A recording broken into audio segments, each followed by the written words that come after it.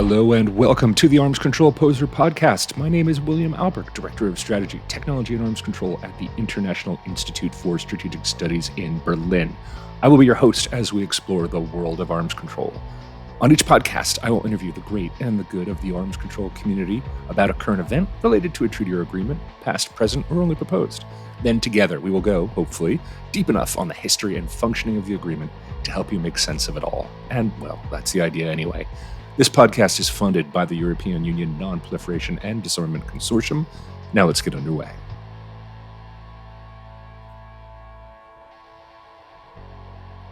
Welcome to the Arms Control Poseur podcast. My guest today, Manuel Herrera.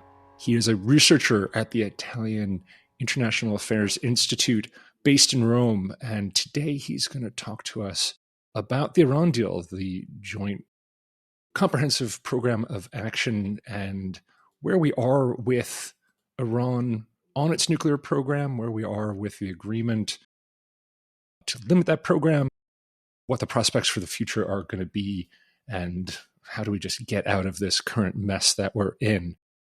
Manuel, thank you very much for being here today. Well, first of all, thanks to you for inviting me to attend the podcast.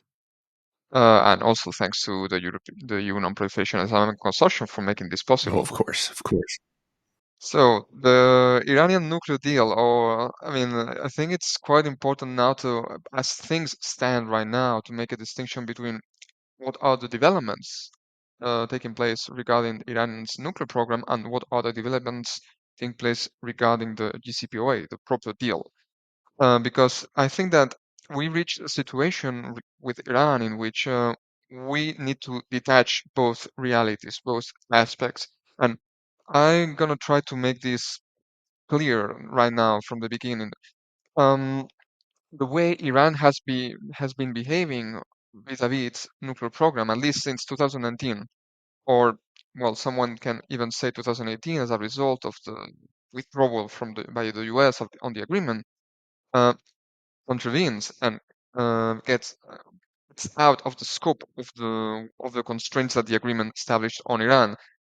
If you see most of the recent developments, when I'm saying recent developments, I mean since 2021 till now, you see that Iran basically has been doing three things that are quite worrisome in terms of both international and regional security.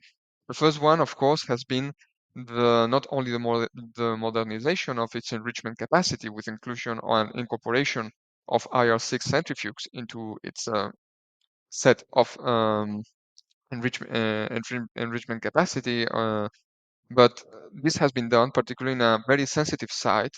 This is something that I always defend as one of the main concerns regarding Iran, which is the site of Fordow. As you know, Iran actually has two different enrichment plants, one in Fordow, one in Natanz.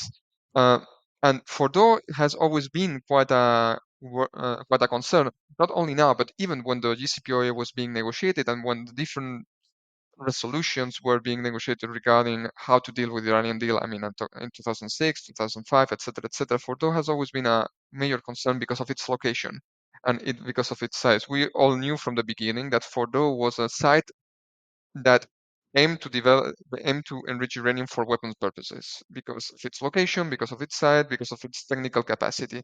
And the thing that the Iranians have been expanding that site and also expanding the stockpile of enriched uranium in that site should be a concern for us because actually we don't have a lot of transparency on what's going on there.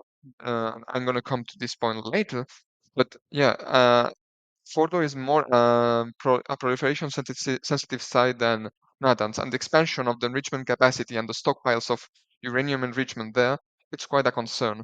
Then, going now with uranium enrichment, one of the other key concerns with Iran is the fact that not only they have breached the limits that JCPOA established regarding uranium enrichment. As you know, JCPOA just allowed for an enrichment of 6.35% on uranium, a little bit above the natural standard, because as we know, the IAEA standard for enrichment is 5%. The deal allowed for a bigger enrichment percentage, but I mean, was minimal. But now Iran is enriching to 60% and 20%, and has stockpiles of both uranium enrichment, enriched uranium of 60% and 20%. I mean, if I'm not wrong, and these are data from February this year. They have 87 kilograms of 60% enriched uranium and 435 kilograms of 20% enriched uranium right now. So so the other concern is the expansion of these stockpiles. For two reasons. Because of the most important one, I think, is the breakout time, or the breakout period. The period that takes to obtain a bomb, basically. And although Iran has not or is not in the process of actually researching for weaponization of this uranium. I mean, basically, they are not conducting research in terms of engineering to develop a proper nuclear warhead, let's say so.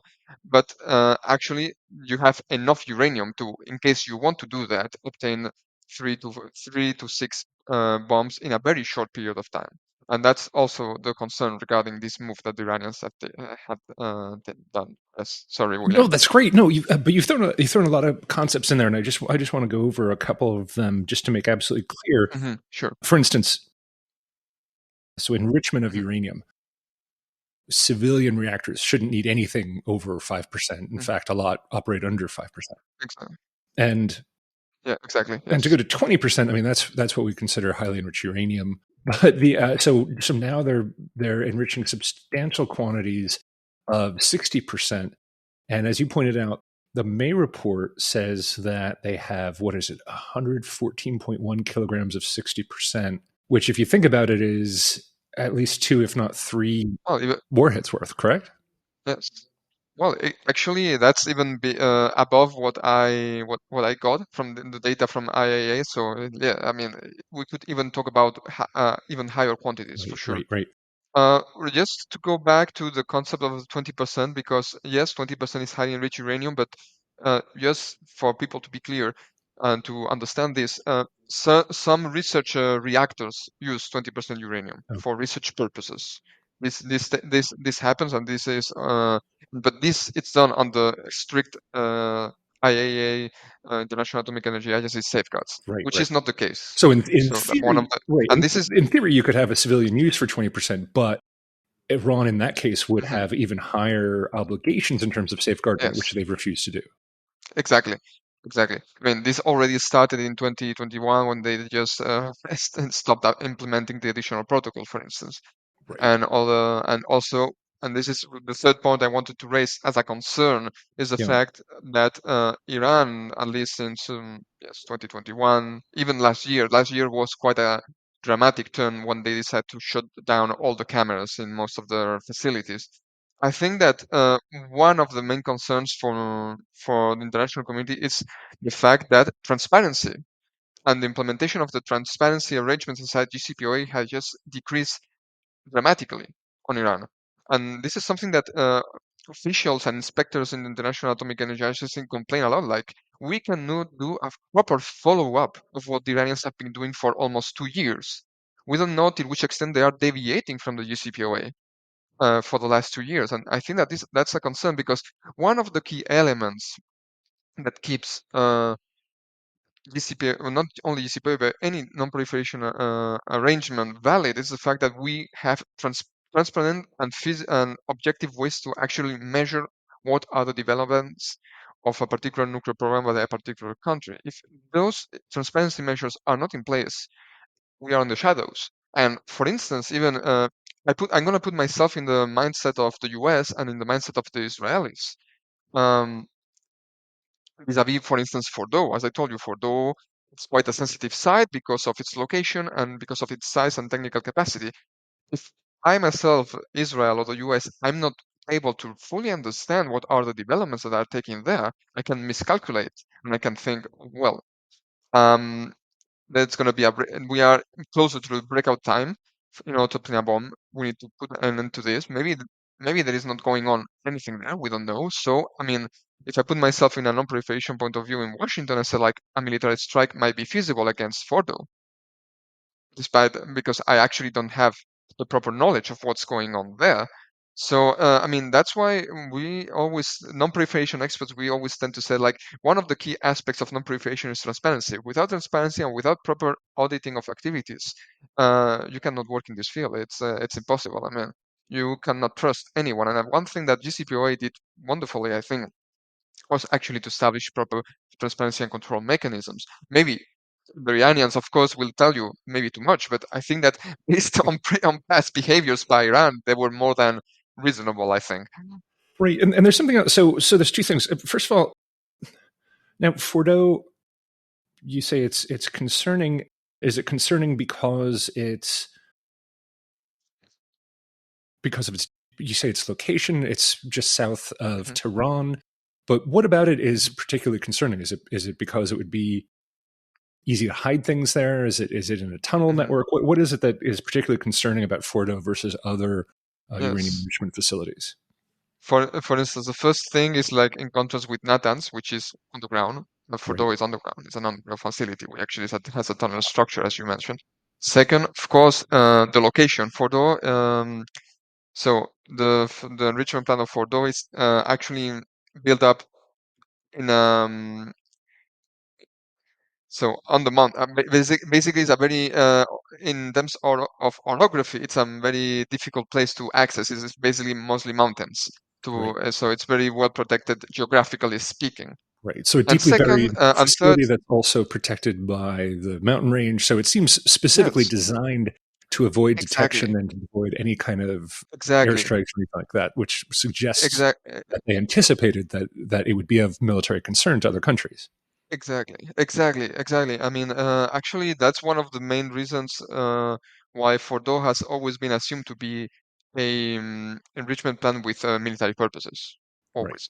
And also the fact is that Fordo has like currently, I mean, this is at least the announcement that the Iranians did last year. Now has like the most advanced centrifuge cascade in all Iran. right. So you also That might was, that was understand the other that. thing I wanted to ask you. Right. You had mentioned the IR6s. If you could Mhm. just tell me a little bit about the enrichment centrifuges and what is this IR1, IR2, IR3, IR6? What does that mean, and why is it of particular concern? As that IR number seems to be creeping up. Does that mean that they're more capable? Can you tell us a little bit about that? Well, basically, the centrifuge, the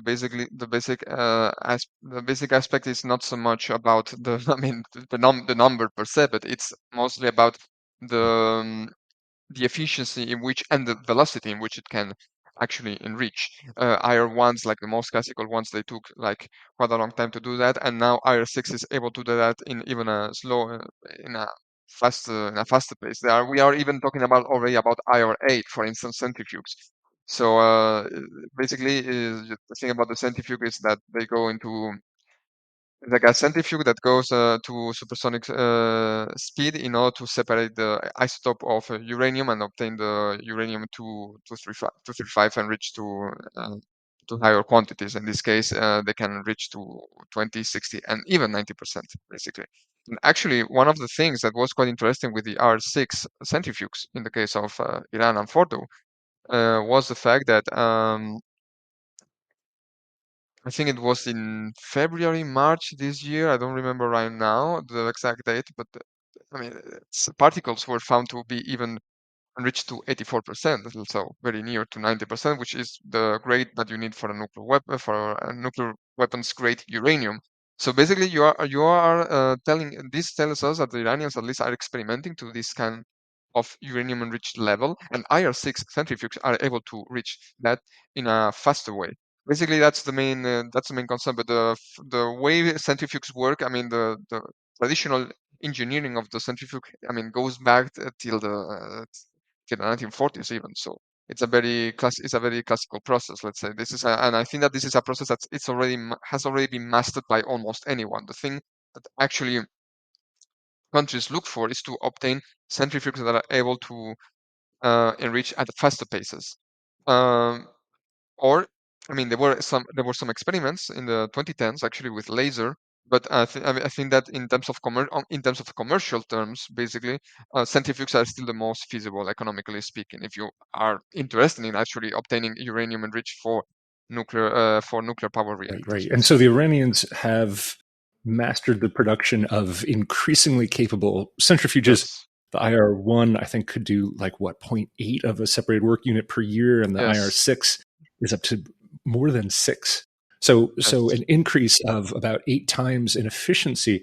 I don't even know what the IR8 can do. That's pretty scary. But basically, all of this in order to enrich uranium to much higher levels of enrichment much, much faster. And so the more centrifuges they have at the higher levels, the more efficient they are, the more they can get to 60% or 90% or 99% if that's their aim. So is that right?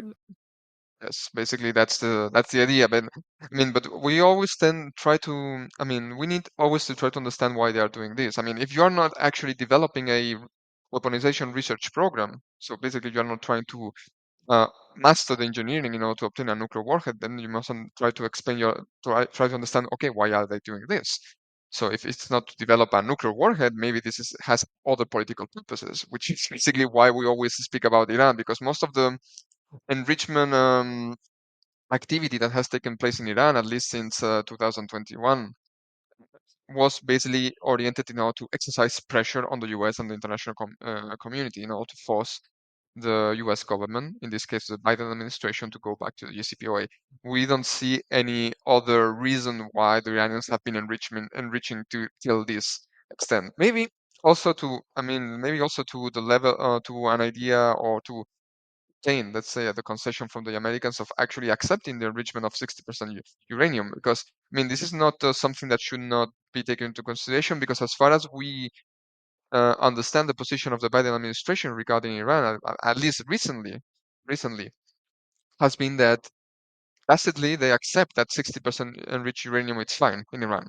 There has not been any position from the Biden administration that actually tries to pursue or to try to convince the Iranians basically to eliminate those stockpiles. So for me, but in any case, I think this is another issue. Basically, I think that the Iranians have been doing this just to put pressure. Not, I don't see any weapons research, weaponization research activity right now. All right, that's a good place to take a break. We'll be back in just a minute with Manuel Herrera. You're listening to William Alberque on the Arms Control Poseur podcast.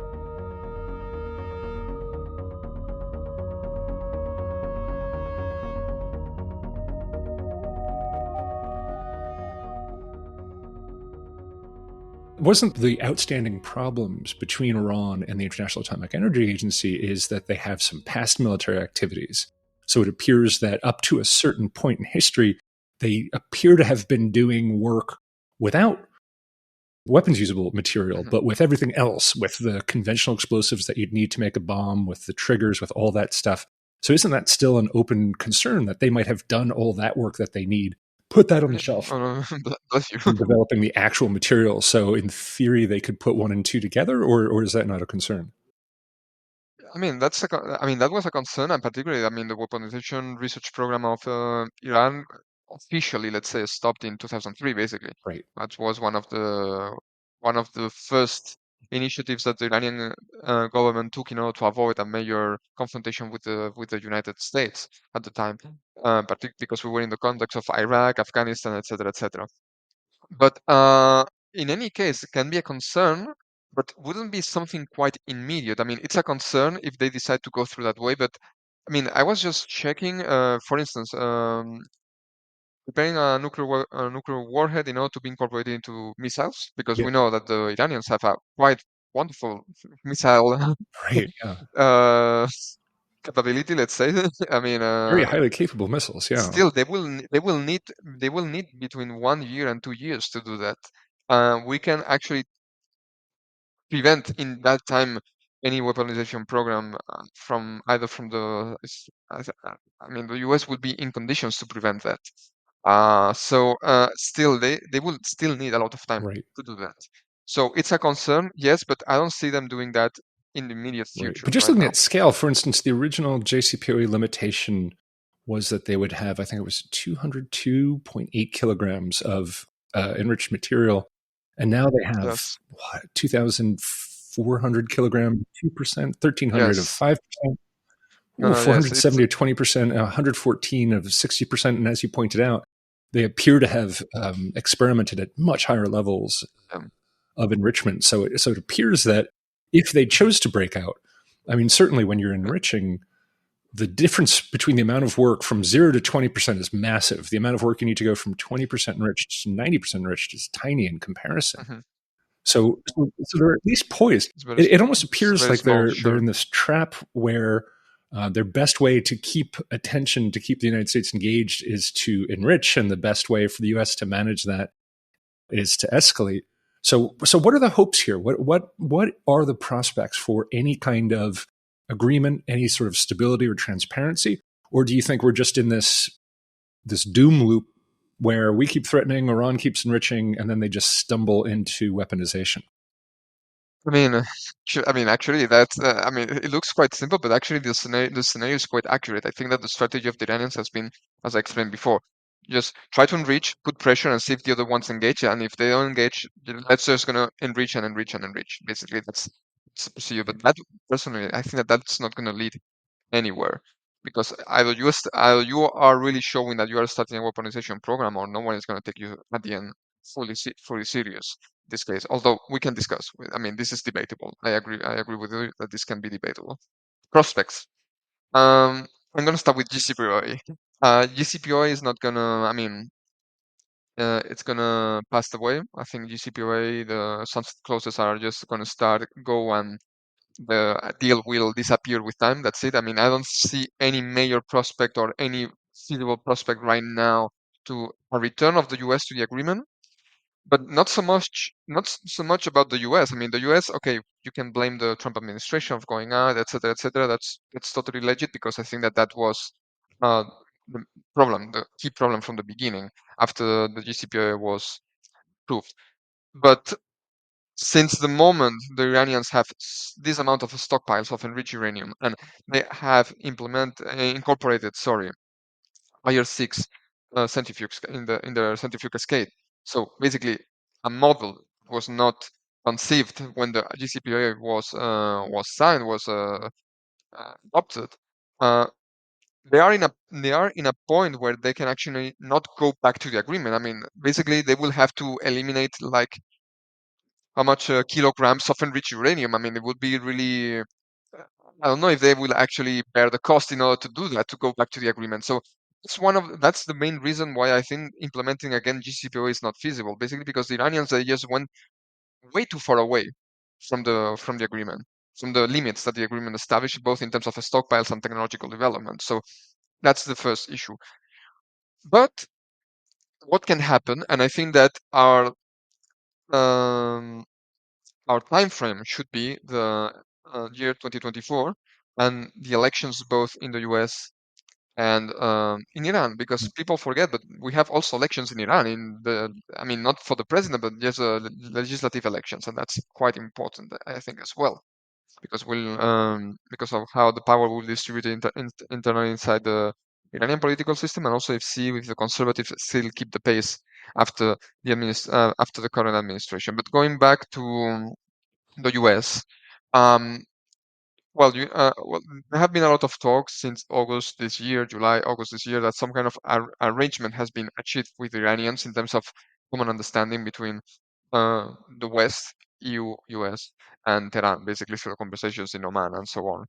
Um, Part of this arrangement would be that both sides agree, both the US and Iran agree, that that the two of them need to de-escalate tensions to some extent, uh, in some sort of way of any.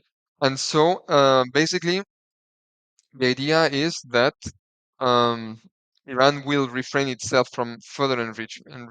I mean, this is what the so-called arrangement is. I mean, I heard too many things about this kind of arrangement, because there are people in there are officials in Tehran who recognize that this arrangement has been achieved. There are people in Washington who say that this arrangement does not exist, etc., etc. We Right. actually don't know very Yeah. well what's going on, but at least we are already starting to see some change in Hmm. the behavior of the actors. From one side, the Iranians have recognized that they are not enriching uranium at the same pace, and that they are actually diluting part of that enriched uranium of 60% enriched uranium, and also that regionally they are not fostering either Iran or its proxies to attack military personnel or military bases in the Middle East, if any. At the same time, the US has agreed to some extent, very limited, in a very limited way, to is sanction or ease tensions, at least inside, not so much economic sanctions, sorry, but at least to ease the tensions inside the International Atomic Energy Agency and the UN Security Council.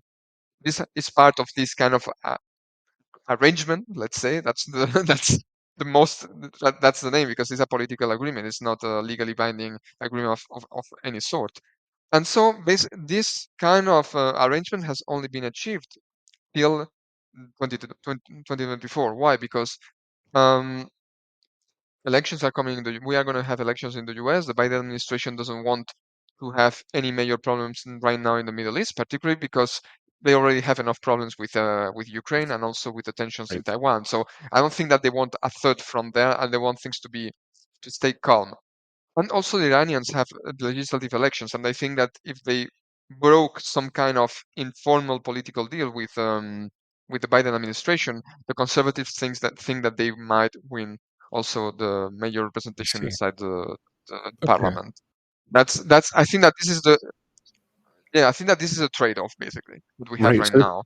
So we've got common interest of both sides to at least temporarily ratchet down the Exactly. tensions, depending on Yes. where the elections go. So if the conservatives Exactly. are dealt Yes. a big blow in Iran in the parliamentary elections, that might damage their interests or their positions, et cetera. And then for the U.S., depending on who wins, obviously that's going to have a major effect on the overall direction. Mhm. Can you tell me Exactly. what do you think the role is? So there are three other groups here that I want to talk about, and then two other actors. So what's the role? What do you think the role is for the IAEA itself? I mean, I think Rafael Grossi as DG has done some Hmm. amazing work in intervening at just the right times to open the door for diplomacy. Do you think there's a Yes. role for the E3 or the European Union here? And the Yes. third, of course, is the states in the region. They were Yes. very deliberately left out of the JCPOA. And yet, a lot of the diplomacy that's occurring in the region appears to be both driven by what Iran's doing and also driven by their interests in terms of trying to create security. And then, of course, what about Russia and China as either Mm. helpers or spoilers in this whole thing? If you could talk a little bit about these other actors. So actually, I think I'm going to start by the last one, by the regional context, because I think it's like the key here. Uh, as you said, I mean, when JCPOA was adopted, I mean, if you saw at the time the reactions by the Saudis and the Israelis was like, this is like the worst deal ever. This is going to be hell, fire and fury. It's going to go through the whole region, chaos, destruction, Armageddon, etc., etc. I mean, it was like really. I mean, I remember Netanyahu going there in the United Nations and showing um, this presentation with the Iranians and the bombs, etc., etc. So I mean, it was like a real headache. But it's quite interesting that right now what we are seeing is a very mild reaction by regional powers, by regional countries, actors. Particularly, I'm going to focus on the UAE, Hmm, Saudis, and the Israelis, who I think that they are okay. like the three key actors in this case. Uh, in the case of the Israelis, I think that they are not being so aggressive towards this kind of new arrangement or understanding o- uh, of Iran, at least by from the American side. Basically, first because I think that Israel is not in the same position as it was in 2015 in order to influence politics in Washington. The situation has changed quite a lot there. And second, because actually sanctions are not being eased. Economic sanctions are not being eased on Iran. So actually, those controls are still in place. So the Israelis are not so worried that the Iranians could refinance or can obtain financial benefits from the US in order to rearm themselves and further modernize their weapon system. So actually, the Israelis, they are in this kind of position like, okay, there is this arrangement, but no major concessions have been achieved by from the Iranian side, so it's fine. The Saudis and the UAE in this case, or I would say, I mean, we can talk in a more broader sense with Arab about the Arab countries, is that I think that the Arab countries in general first of all, there is a normalization process going on since some years ago between Iran and the Arab countries, particularly the Saudis in this case. And I think that the Arabs, to some extent, they still want this normalization process to go on, basically because they already acknowledge that Iran is it's a key regional actor. We will not get rid of Iran. Iran is going to be there, or at least the Iranian regime as we know it will remain there. So we need to reach some kind of understanding with them, of some sort. But at the same time, the Arabs give you some contradictory positions because yes, we want to understand Iran. We acknowledge the presence of Iran as a regional actor that needs to be taken into consideration. But at the same time, if they go for, if they go for a bomb, I'm gonna also go for the bomb. Full stop. This is Right. what the Saudis tell you, and also the Yeah. fact that I mean, the Saudis have been trying to develop their nuclear program through different means in order to mimic the Iranians to some extent, and have been. They fail miserably in every single way. I mean, they have not been able to obtain major concessions in terms of fuel provision, technology provision, etc., etc. Even now that we are talking about again, sorry, about a 1-2-3 agreement between the U.S. and the Saudis. The 1-2-3 agreement has been negotiated for years and no one has been able to put it in the table because the Saudis tell you, if the Iranians enrich, I also want to enrich. I want to have the full control of the nuclear cycle on the table. And that means enrichment capacity and facilities. And that's something that if you sign a 1-2-3 agreement like the United Arab Emirates did, this is not allowed. This is not tolerable. So, and here comes the other international actors. Let's gonna bring the Chinese. Let's gonna bring the Russians because these two countries are actually expanding. These two countries control like 60% of the market of international nuclear energy, basically. If you see the role that the Russians have been are having right now in the region in order to promote and help to develop nuclear energy in the region is massive. You have Turkey, you have now Egypt. They are talking with Morocco as well. So, and the Saudis can be also another client. It's a, it's a potential client as any other clients. And we know that the Chinese and the Russians are more. When you sign an agreement with Rosatom or with the Chinese National Nuclear Corporation, the type of control that the Chinese and the Russians put on you is not the same that the Americans. And that's it. We know that. If you see the 1-2-3 agreement with the United Arab Emirates, it's a very close, very straight, and very specific, very detailed agreement in what the Emiratis can do and cannot do. This Right. with the Right. So Russians, basically, if you sign a deal with Russia and China, you are basically not going to have the safeguards requirements that a European yes, or US all or the Japanese or Americans, South yes. Korean Yes. consortium would require. Yes, basically that's the main argument I wanted to put forward. Yes, basically. Although, that depends also because, for instance, with the agreement that Rosatom signed with Turkey, they have an agreement for resending spent fuel to Russia in this case. So, there are some Right. Yeah. exceptions here. And that's something that Russia holds out as a good deal, and I understand that. But it's also, I think you'd have to also look at that in terms of how Russia wants to create dependencies on these countries. So it wants to make sure that it controls every aspect.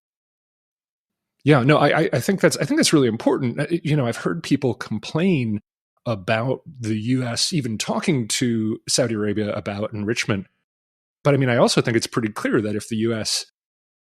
doesn't talk to the Saudi Arabians, yeah, that Russia and China will step in, and surely that would Mhm. not be as good for non-proliferation.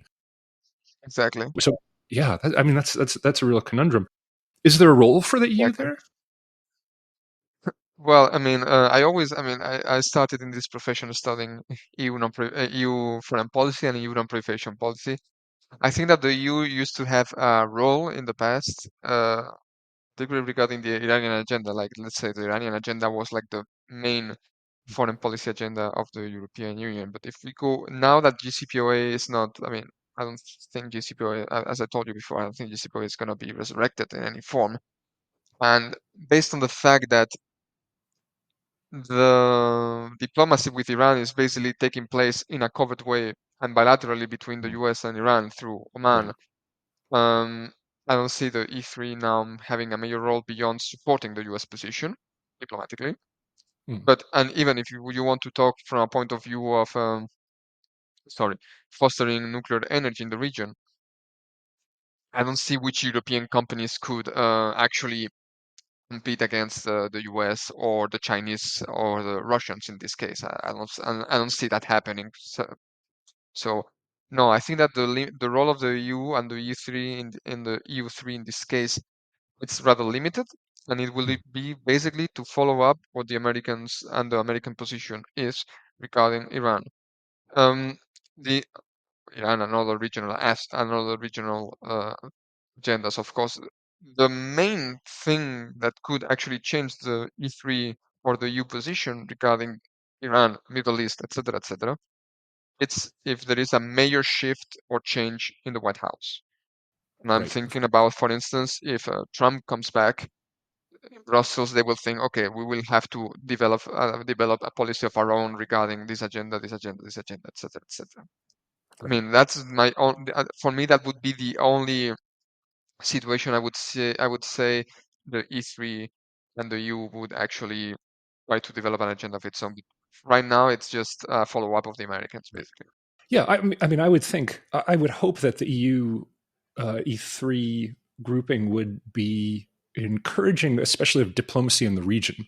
I think there's a huge role there to continue Mm, dialogue among the Gulf states, mhm, supporting that kind of cooperation that has really, I think, shifted some of the calculation in Tehran, mhm, as well as rapprochement with Israel. I mean, these are all things that I think diplomacy can play a really strong role, and that you and the E3 could take on. And as you pointed out before, sanctions. I mean, sanctions. mm, And I want to mention sanctions because the other thing that I'm really concerned about in terms of future development is further military cooperation between Iran and Russia. As we've seen Iranian drones being used against civilians in Ukraine, that's really sent some shockwaves through mhm. Europe.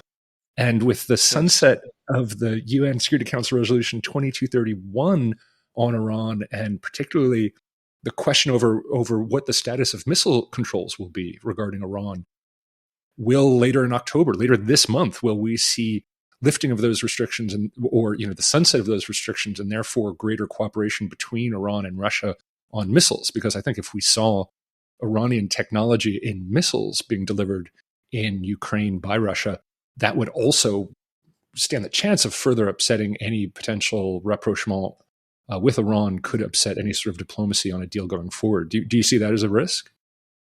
Yes, and actually, well, that's one of the reasons why actually sanctions cannot be eased on Iran. I mean, there have been discussions between the US and the E3 or the EU with the Iranians in order to avoid this kind of transfers to Russia in Right. exchange of easing sanctions. But I mean, this has not gone, I mean, very far away. I would say that there has not been a breakthrough, and I think it's quite a challenge because it's not only drones, but it's also missiles. I mean, the missiles can also be sent to Russia, Of course. Of and course. also the thing is like the main problem I always found here is like basically the controls of missile technology over Iran has always been very fluffy. I mean, Iran has always done whatever the hell wanted, to develop its missile and capability without major problems and constraints. So, Right. basically, this is an issue. That's why sanctions cannot be eased on Iran because of its cooperation with Russia in the war in Ukraine.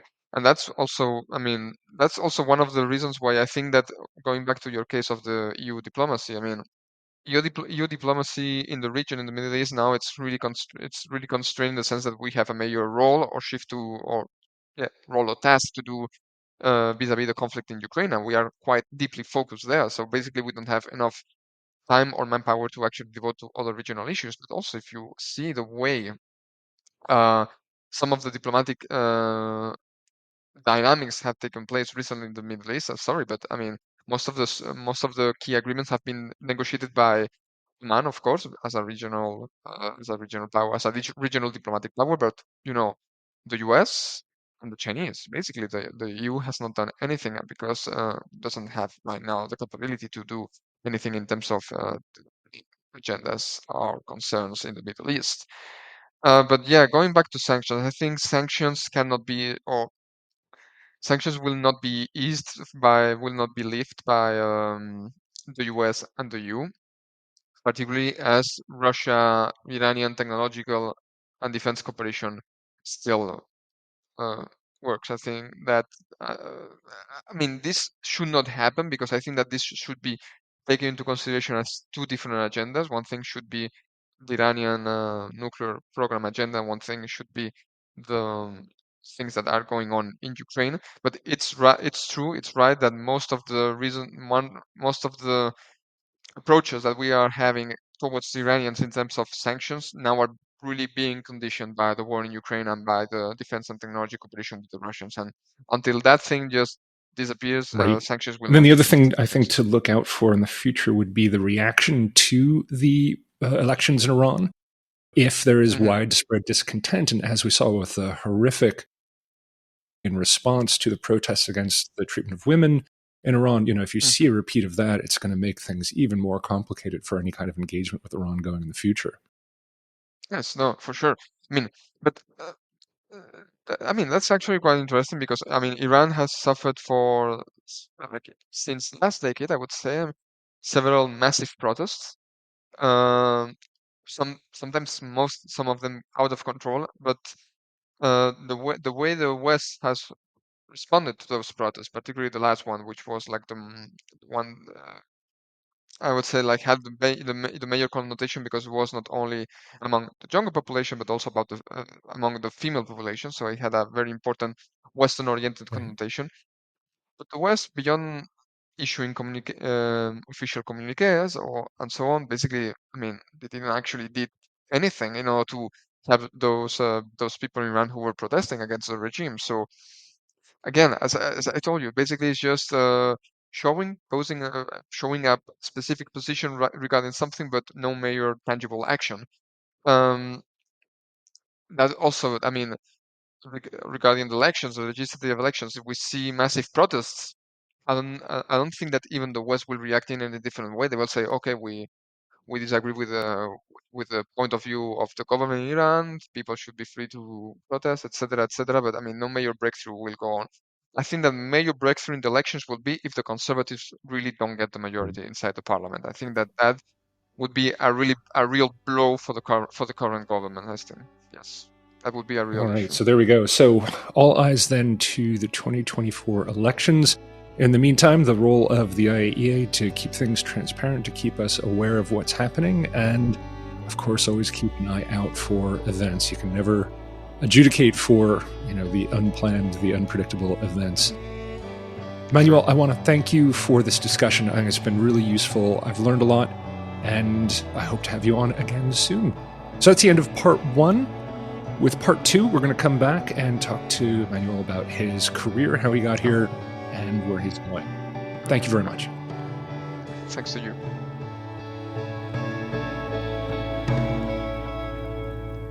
All right, we're back with part 2 of the Arms Control Poseur podcast.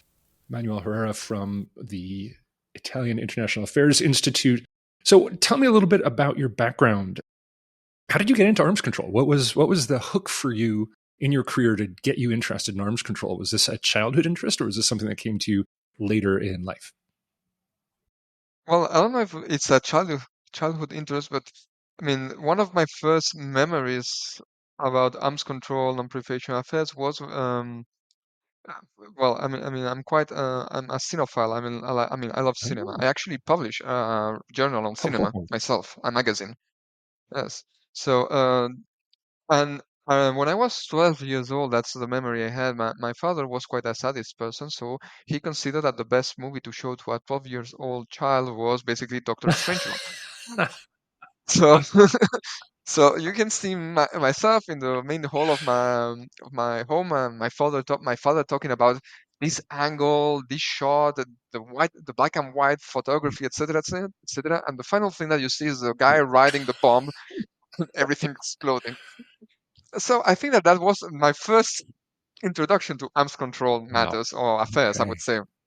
But yeah, I mean that's something that actually I still have that in my mind, let's say. But no, I think that I really got an interest regarding arms control affairs and non-proliferation issues when I was doing my master's degree. I did my master's degree in the Barcelona Institute of International Studies, IBE for the acronym in Spanish, That's in and Barcelona. there, and I special. Yes, it's in Barcelona. Yes, and well, actually, it's part of our network of members of the There you go. consortium. So it's great to have them there because I did my master's degree in international relations and international security Mm. studies, and there was an optative lecture on non-proliferation, arms control, and disarmament. At the time was now it's I think it's Jeffrey Michaels, but at the time was the lecture was Margarita Petrova. And I just got there for the sake of interest to say like, oh wow, a course on non-proliferation issues, arms control issues, and she actually gave a very through that lecture she gave in 5, 6, 7 sessions. I don't remember right now. A very comprehensive um, view of the whole non-proliferation regime and the whole key issues and let's say hotspots in the arms control arena and affairs. So basically through theory, like traditional theory, traditional strategic studies like deterrence theory, etc., legal aspects of the non-proliferation regime, and then specific case studies such as, for instance, North Korea, India, Pakistan, Iran, U.S., Russia, strategic relations, etc., etc. And I think that since that moment, I said like, oh wow, this is a field I'm interesting about it. I mean, I just want to further go on that, and I decided actually to do my final master thesis on the Iranian nuclear program. Oh, And I wow. mean, I've been working on the Iranian nuclear program since 2015, basically. Actually, the year that the JCPOA was adopted, so it was quite a important moment to do a master thesis on Iran, actually. And yeah, I think that this was basically how my interest, let's say, on the arms control arena and first started, basically through my masters and doctorate strange of course. But you had already done, had you at that point, had you already done your EU internship, the internship with the EU non. No, no, no. No, I did my internship because so uh, after I started to work after my master thesis, I went to India for some times. Then I managed to get a position in the Ministry of Defense in Spain, Hold on, and hold on, hold on. Let's I just dial back to India. So what brought you to India? Delhi. I was in Delhi. I was in the Institute of Peace and Conflict Studies Oh, in New wow. Delhi, Mm. the IPCS. I was working there with a very good colleague of mine that I'm still in touch with her, and she's actually doing her PhD right now in Aberystwyth in the UK. So she is Shivani Singh. She's a very good colleague and friend, and I used to work with her when I was there under the supervision of Ruhi Neo. She's still I think the director of the institute and basically the expert in the institute on strategic and nuclear issues. At the time, it was quite interesting because when I get there, they were really on a hype on the GCPOA. They wanted to know everything about Iran, GCPOA, and how that would benefit India because India was always quite a big defender of the JCPOA because they wanted to import oil from the Right. Iranians basically without Yeah. sanctions imposed. That was the main that was the main concern. But actually, India for me was my first practical experience, think tank practical experience, because I got when I was in Barcelona, of course, I got contact with people in CIDOB and I attended CIDOB meetings and so on. But from a purely practical work experience, India was my first experience in terms of think tank world, and I really enjoyed it. I mean, I really knew from that moment that okay, the think tank world was going to be uh, a potential possibility for me to work, and I Right. was sure about that.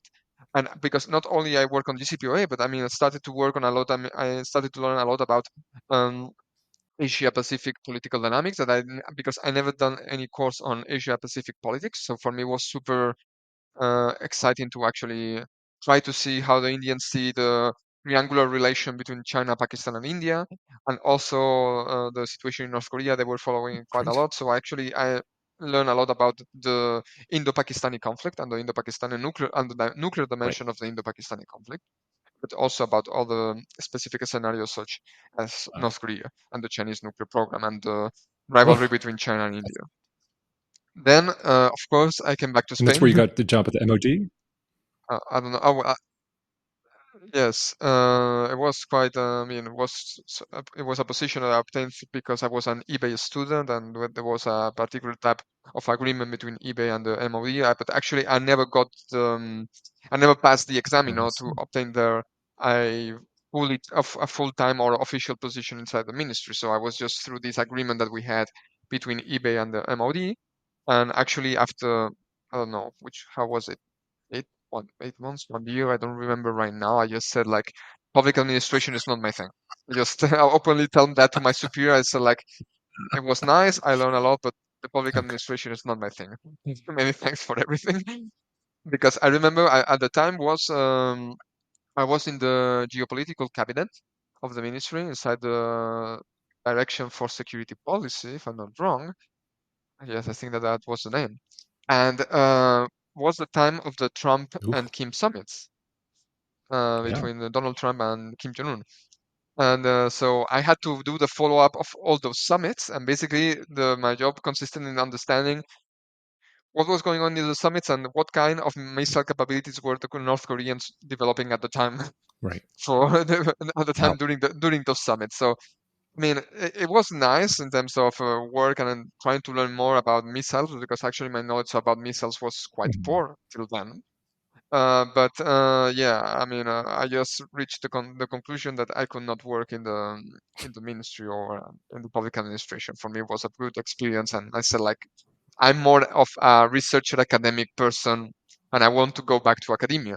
Okay. And actually, following that, that's how I'm started my PhD because when I was in Madrid, I had the opportunity to meet in person in several meetings, several uh, events, sorry, who would be my PhD supervisor, who was Vicente Garrido. He's also member, his think tank is also a member of our network. Since I think he was one of the network members when the consortium was created. I mean, I think so.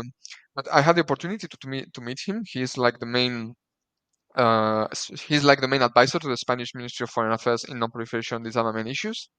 And he, for many years, I think like for almost 20, 25 years, he was considered like the main expert on non-proliferation affairs and matters in Spain. I think that to some extent he still keeps that position at least through the governmental circles. Let's gonna say that. And so one Mhm. day, the way this was really, I mean, for me, it was like the best experience ever because one day I was still working in the ministry, but I was looking already to apply for a PhD program. I just sent him a random email saying like, I've been to this event, been to this event that you organized. Um, I want to do a PhD on non-proliferation issues and arms control. And he just told me like, sure, come to my desk. Let's gonna start tomorrow. So that was quite a Great. Wow. straightforward process. That's pretty. And so from there, Yeah. would you go on to there? Then it was Lisbon, then Frankfurt, and then Rome again? Yeah. Yes. Yes. Basically. And actually, when I started my PhD program with him, I was still working on the PhD proposal.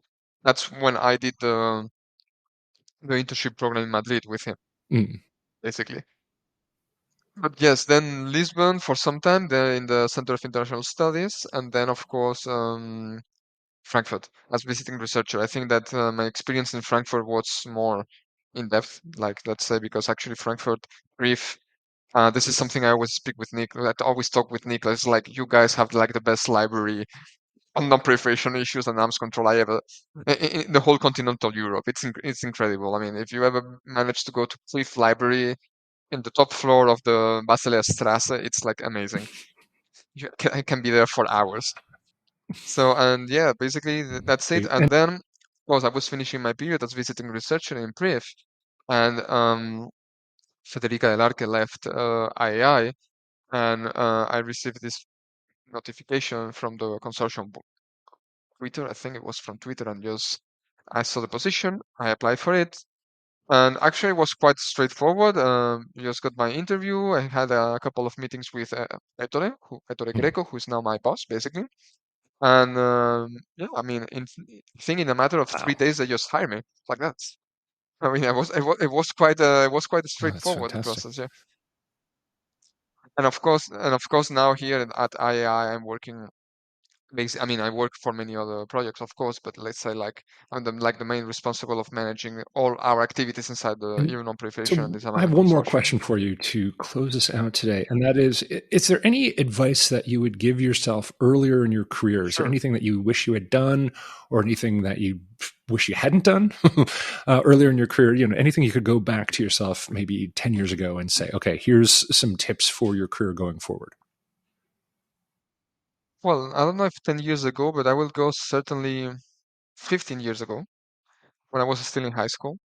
Um, because I think that I always committed a mistake. I mean, I mean, like, I never thought about myself about studying political science. I mean, I actually never, I wasn't even interested in politics in my life. I don't think I ever had a pure passion or real interest in politics as such. Uh, Actually, I wanted to, when I was doing my bachelor, when I was doing my high school, I was preparing myself to be a medical Mhm. doctor. Yeah, I mean, I did all the scientific high school degree. I did mathematics, physics, chemistry, biology, etc., etc. And of course, I did at the end. I didn't manage to get into the position. I didn't manage to get into medical school. I mean, that's quite evident. So the thing I would tell myself at that time was like, forget about medical school and like forget about studying medicine, forget about medical school, and just focus now in preparing yourself to actually apply for um, political science, because actually it's a field that at the beginning I actually didn't have any interest on it. I mean, I just got into the bachelor degree because was that or start or work and work in my family business, and I'm quite a lazy person, so I decided actually to study. So, so the thing I would tell myself is like,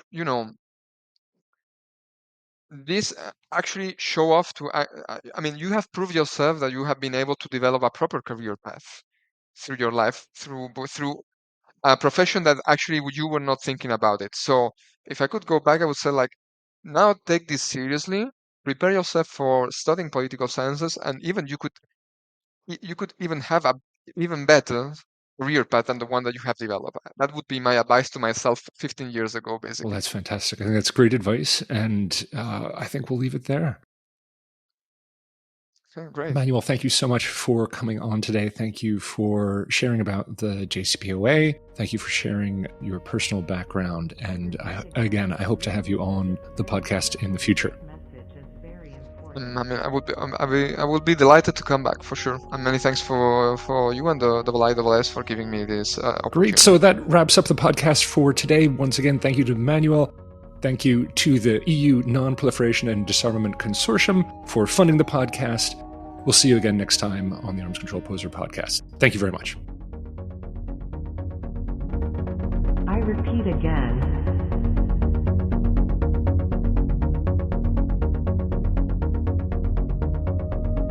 I repeat again.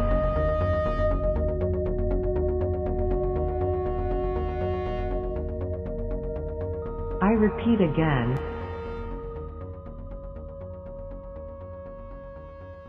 I repeat again. I repeat again.